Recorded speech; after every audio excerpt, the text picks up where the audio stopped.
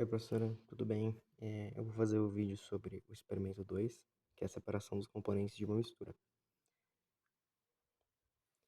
Basicamente, o objetivo desse relatório é separar os componentes de uma mistura, empregando os métodos físicos de separação, que eu vou falar um pouco mais para frente. O objetivo seria a separação dessa mistura. De qual mistura? A mistura separada ela vai ser constituída de três componentes, que é o naftaleno, C10H8, o sal de cozinha, o NaCl, e a areia. Como que a gente vai fazer essa separação? Aqui eu coloquei uma figura que explica muito bem. Basicamente, a gente vai ter a mistura, certo? Essa mistura, primeiro, a gente vai aquecer a 250 graus, da imagem pelo menos, e aí vai acontecer a sublimação do naftaleno. Quando a sublimação, a gente vai ter um resíduo de NaCl mais areia. Esse NaCl mais areia, o que a gente vai fazer? Primeiramente, a gente vai fazer métodos de filtração e adição de água. Quando a gente a gente adiciona água, faz a evaporação e a gente fica sobrando com NaCl. Essa sobra vai ficar com areia úmida, que a gente vai pregar o aquecimento e vai deixar a areia, a separação da areia.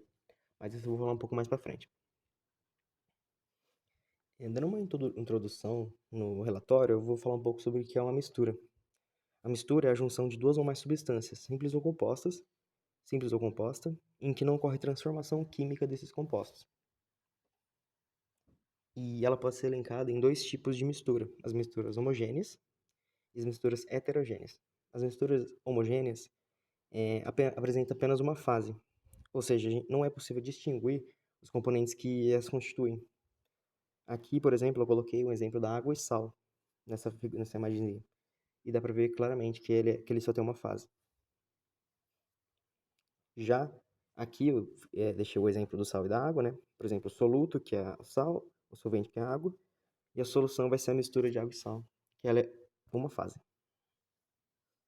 Em seguida, a gente tem as misturas heterogêneas, que apresentam duas ou mais fases, e ajuda a gente a fazer a distinção dos componentes. Um exemplo muito clássico também, que é a água, a areia e o óleo. A gente consegue ver claramente que ele tem três fases aqui: a do óleo, da água e da areia.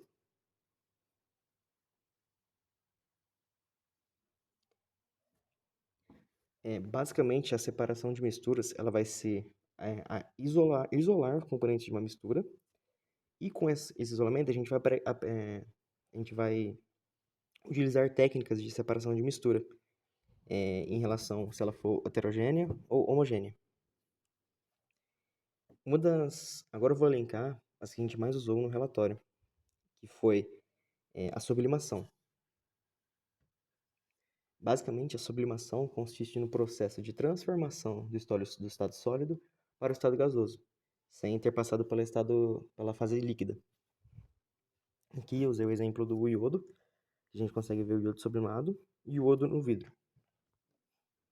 Seguindo, a gente tem a evaporação. A evaporação ela consiste basicamente em um fenômeno em que átomos de substância em estado líquido obtêm energia suficiente para passar para o estado gasoso. E vale lembrar que evaporação é uma parte da vaporização. E a vaporização é dividida em evaporação, calefação. Em seguida, a gente tem a extração. A extração é um método que a gente usa para separar um componente ou componentes específicos de uma mistura heterogênea de líquidos baseada em sua diferente solubilidade em dois líquidos diferentes immiscíveis. Normalmente a gente tem água e algum composto inorgânico.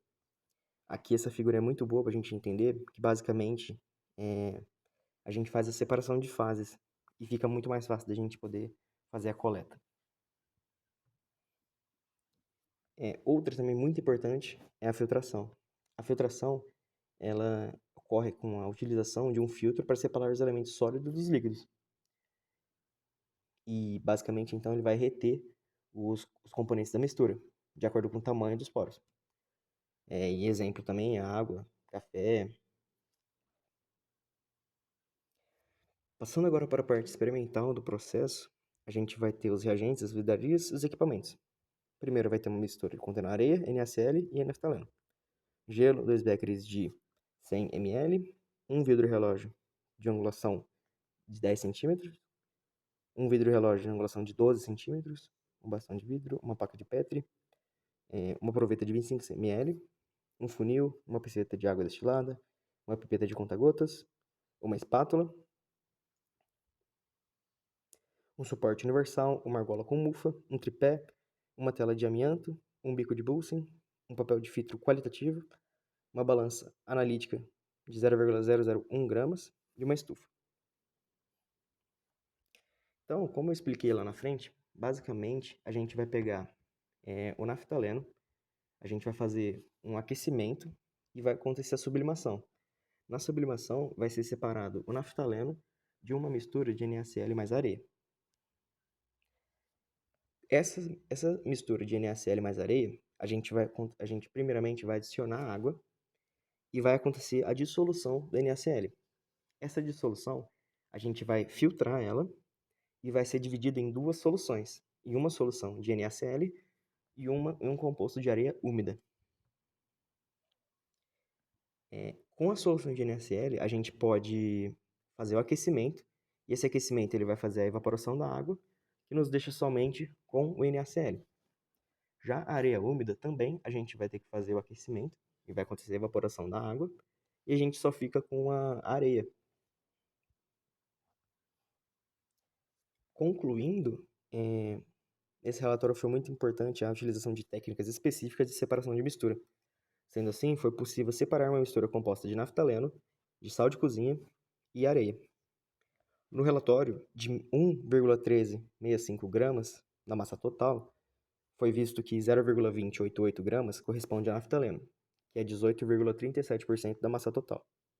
0,6031 gramas de areia, que corresponde a 60,10% da massa total, e 0,2446 de NaCl, que corresponde a 21%, 21,52% da massa total. E o negócio que é muito importante adicionar, que a massa recuperada é muito próximo de 100%. Isso mostra que o experimento teve poucos erros, que pode ser elencado, mas para ser próximo de 100% teria que ter uma variação bem baixa. Como, por exemplo, não pode ter muita água, não pode ter muita água após o aquecimento, não pode ter perda de mistura, perda de algum componente, e isso elencaria uma perda e acarretaria numa diminuição da massa recuperada.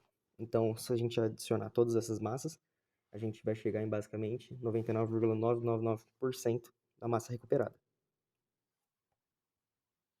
E é isso. Muito obrigado.